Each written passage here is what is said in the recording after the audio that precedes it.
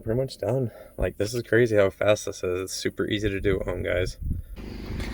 All right, 2017 F-150 Ford Raptor, also known as the second generation F-150. We have a leaking front differential right up here, right where the yoke and pinion go in. So I'm gonna take you guys through the steps of how I replace the seal. I got the part from Ford. I'm gonna get it up on ramps, take off the shield underneath, and show you guys how to measure and calculate all the proper steps to getting this done correctly, keeping it leak free and not damaging anything on the truck. So let's get into it.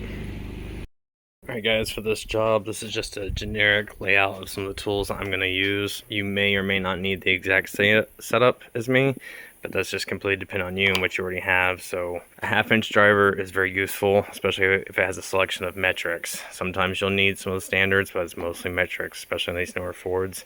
An impact, you don't have to have it, but my god, it will save you some time. 3/8 set, just in case you need variety, or sometimes you need double up on something like 2 17s or 17 and a 19. You can get it from both sides. Deep sockets and a cheater bar, very helpful. Just generic pipe. Some little picks.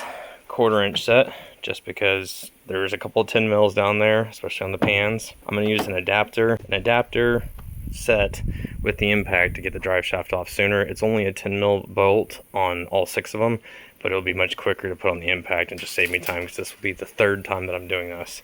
Then your part numbers. There's only one seal we're going to be dealing with, and this is where the direct impact, the yoke input shaft goes. So here's the old one. You can see the part number. Let's see, get it focus. There it is. 2L1 U-focus 3N134-AA.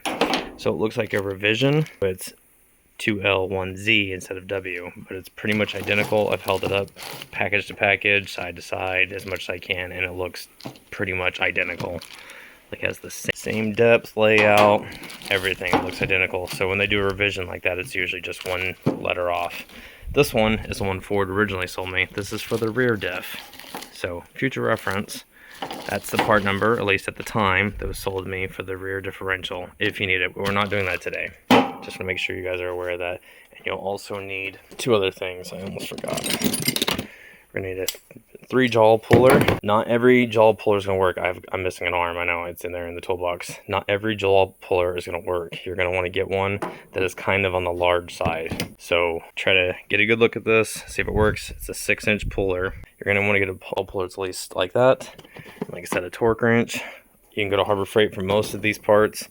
They're pretty easy to come by. They're not that expensive, but that'll be pretty much what you're going to need to get this job done. So now we're going to crawl underneath the truck and get started. All right, at this point, we've gotten the sway bar out of the way. We've gotten the transmission pan out of the way. We removed the 10 millimeter bolts, or 6 of them, always round. So now what we're going to do is we have to measure with this Quind. This is a 1/2-inch torque applicator. So basically what this little thing will do, this cool little setup, is what it's going to do is it has tracing, measure and figure out how much torque it takes to take this off, because when we take this off, we have to put it back at the exact same torque setting that we took it off, plus 5 foot-pounds.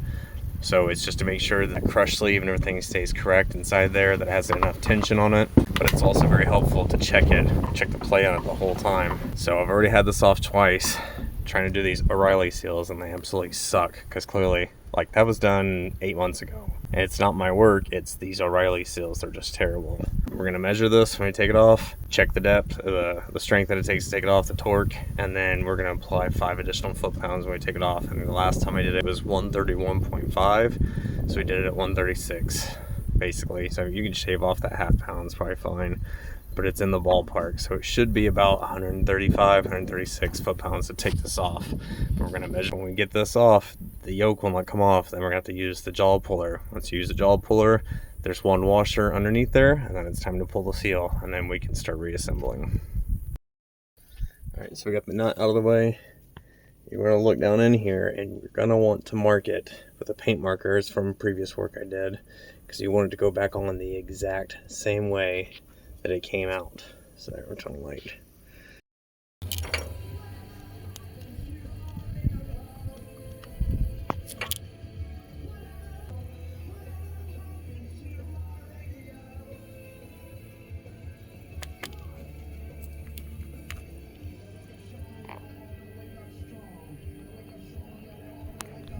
So here's what I mean by a 3-jaw puller. You're gonna want to get this set up.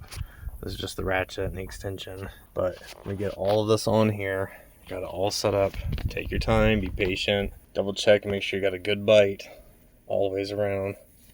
It's a pain in the butt getting it started because you got all 3 legs wanting to do their own thing, but once you kind of hold it all in place and slowly start tightening this down, it's all hooked in there now.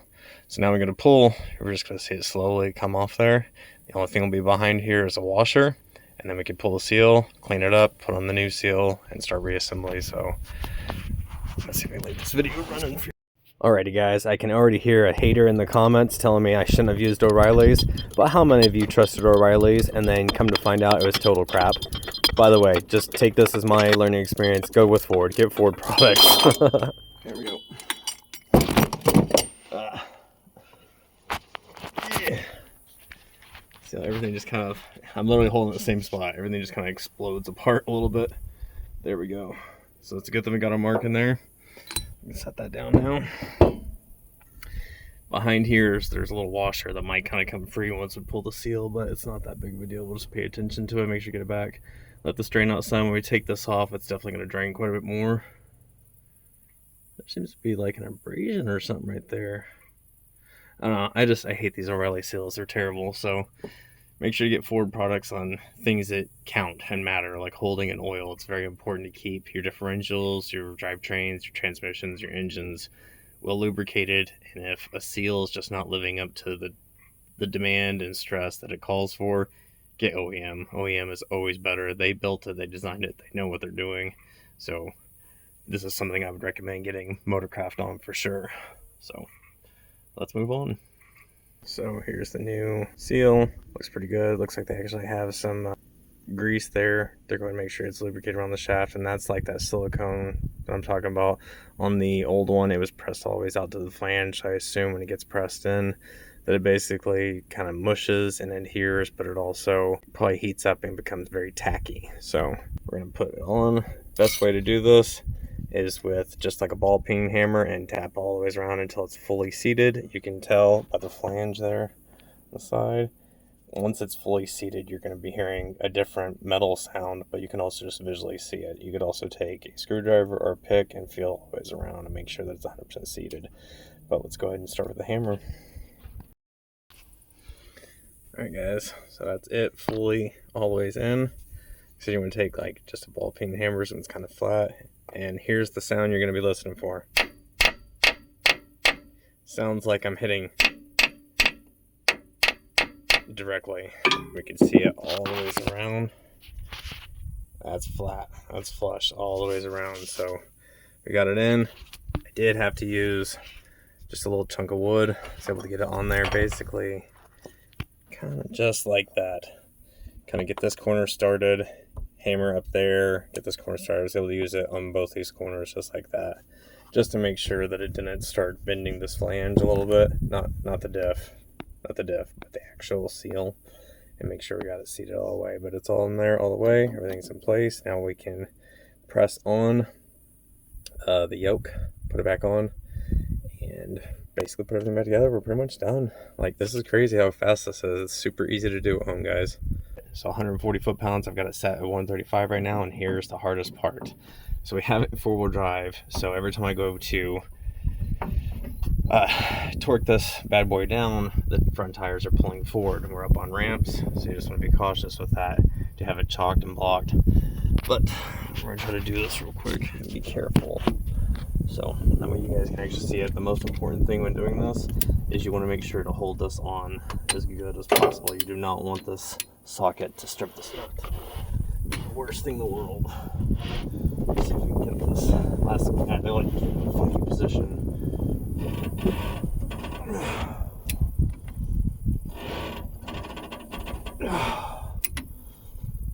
It is the hardest thing in the world trying to do this under a car, just because you're not standing up. You don't have leverage. So you're going to do this. Get it right side. There we go. And I always double click it just to make sure it doesn't get a false positive. There we go. That's 135 foot-pounds. double check it.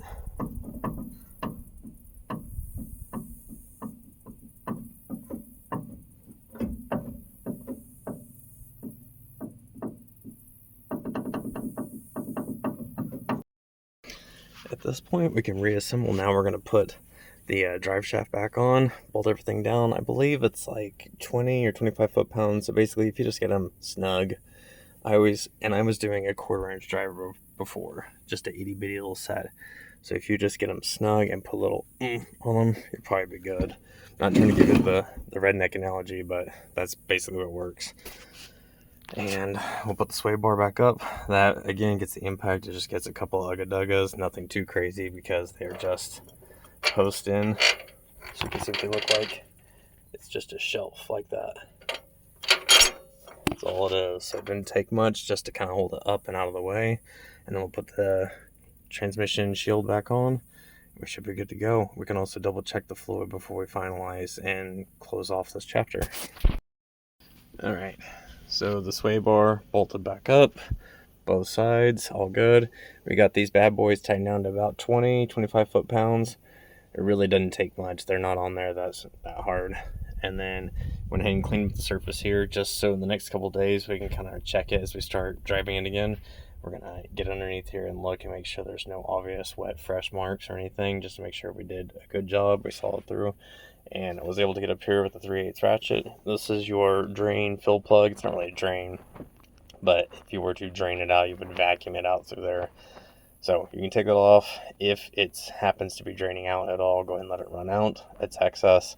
And once it kind of comes to a pitter patter stop, you can clean it up, wipe up everything, because it will drain always underneath, following the sphere shape of the diff. Wipe it up, tighten it back down. You should be good to go. So fluid's topped off, and we put the transmission cover pan back on, take it for a test drive, make sure the 4-wheel drive is still actuating correctly. It should be. We'll make sure there's no obvious like binding noises or anything, and then call it a day. Overall, guys, it wasn't too bad, was it? Could you imagine how much it would cost to pay a dealership to do this? You just saved a ton of money. Alright guys, that is all it takes to do a front differential on a 2017 Ford F-150 Raptor, 2nd generation Raptor, 13th generation F-150. It's not that hard with that, just a small amount of tools, and going through the process you just have to be patient, tedious, and make sure you double check your work and there's no binding or noises or anything, and other than that you'll be good to go. So appreciate you guys watching. Thank you so much for all the love and support, and we will catch you in the next one.